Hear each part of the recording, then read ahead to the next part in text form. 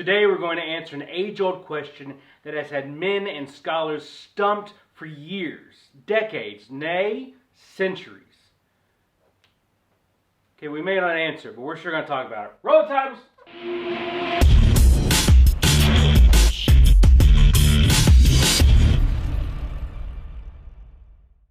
This is a topic that has been widely discussed for centuries, and many men have yet to really come to a consensus and agree upon what a gentleman actually is. If you look up in the Merriam-Webster dictionary, you'll get several different definitions to defining what a gentleman is. Now, today, what I want to do is I want to cover two different theories. The first theory I want to talk about is the Victorian theory. Now, this theory dates back to the 19th century. And what this theory said was a gentleman was any man that was born of noble blood. Now, that belief shifted a little bit, to which it included the profession that a man may hold. Clergy of the English church, army officers, members of parliament could be recognized as being a gentleman. Writers, engineers, and health and safety guys were kind of left out of that mix. Now, the second theory that I want to discuss is the Newman's theory. And the Newman's theory comes from John Henry Newman, which was a cardinal in the Roman Catholic Church and a great writer and arguably one of the best rhetoricians in 19th century Britain. Now, his theory of what a gentleman is more closely resembles that of which we understand a gentleman to be today. To sum up his paper, a gentleman is any man that goes above and beyond, goes the extra mile to make those around him more comfortable, more at ease. His great concern being to make everyone at their ease and at home. Came back outside and left my sunglasses. It's so bright. So why do we cover all that? Well, it's important to know the history of what was behind being called a gentleman in order to really understand what it means to be called a gentleman today.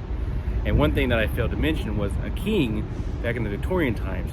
He could name a man that was not born of noble blood, give him the title of a duke, for example, but that man himself still could not consider himself, or not really considering himself, but he could not have that title of being a gentleman. But his sons and those after him, they could use the term being a gentleman. And really, I say use the term being a gentleman.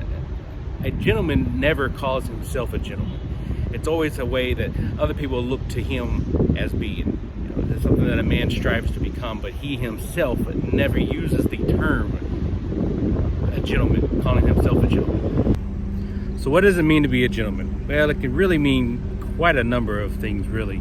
It's not one single thing that you can do or say, or one certain way that you can act, and automatically you become a gentleman.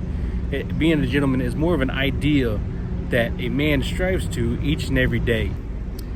So we as men are only human, so there may be times where we are not acting as gentlemanly as we probably should, but it's the fact that every morning we wake up with the idea that we're going to do good. We're going to be put more good into the world than we try to take out, and just be kind to each other. The goal really is, as John Henry Newman said, is to make others feel comfortable around us, make others feel at ease.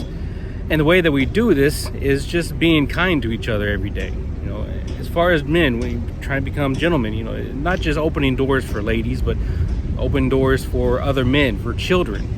When you walk into an occupied elevator, exchanging pleasantries with each other, just doing what you can to pay it forward and put more good into the world. As I mentioned before, a man who is striving to become a gentleman or become more gentlemanly will never consider himself being a gentleman.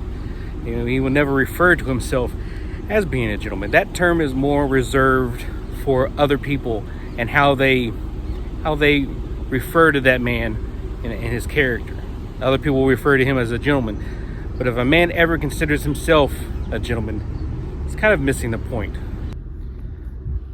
All right, listen, guys.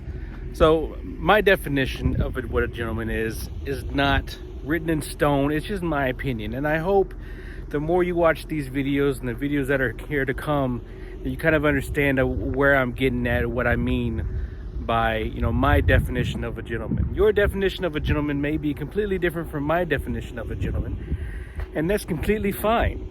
Because at the end of the day, the real reason why men and scholars from, you know, centuries before have not been able to come to an agreement as to what a gentleman really is because it's hard to really define it. Being a gentleman is an ideal that all men should strive to be better.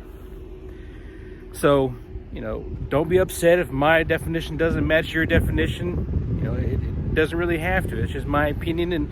But I hope the more of these videos that you watch, the more you come to agree with my stance and my opinion on how a gentleman is, what a gentleman is. And, you know, like I said, I hope you guys have as much fun watching these videos as I do, trying to come up with the different topics and creating these videos. Okay guys, that's it for this week. If you like the message that I'm promoting, if you like this video, give me a thumbs up. Look down in the comments, tell me what you think a gentleman is. Let me know what your ideal is.